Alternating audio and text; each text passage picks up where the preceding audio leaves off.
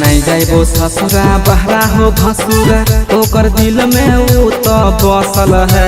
नहीं जाइबो ससुरा बहरा हो भसुरा ओकर दिल में ऊ तो बसल है। बोला मुआ हमर है सखी भौजी से फसल है।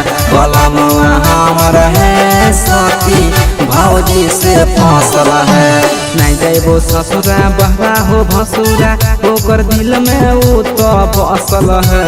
नहीं जाइबो ससुरा बहरा हो भसुरा ओकर दिल में ऊ तो बसल है। बोला मुआ हमर है सखी भौजी से फसल है। बोला मुआ हमर है सखी भौजी से फसल है।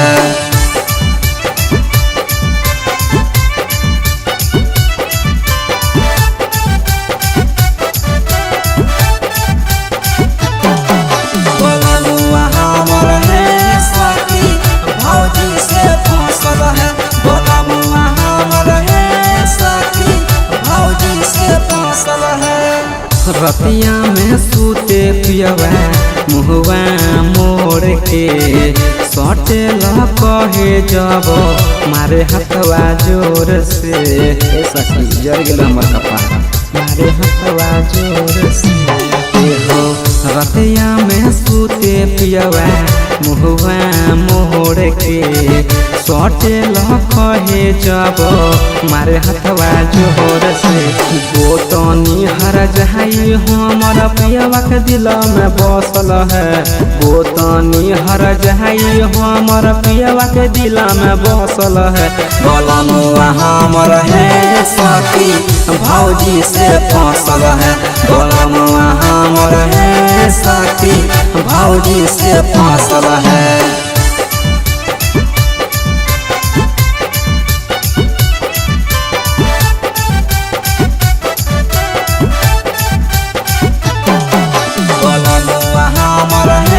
सखी भौजी से फसल है।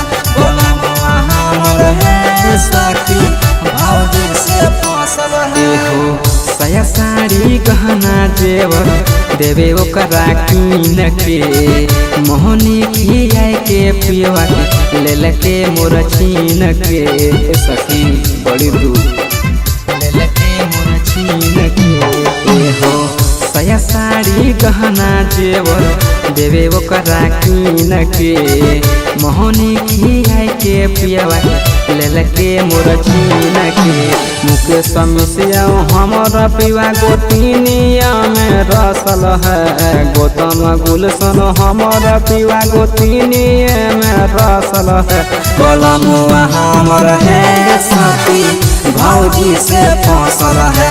बोला मुआ हमर है सखी भौजी से फसल है।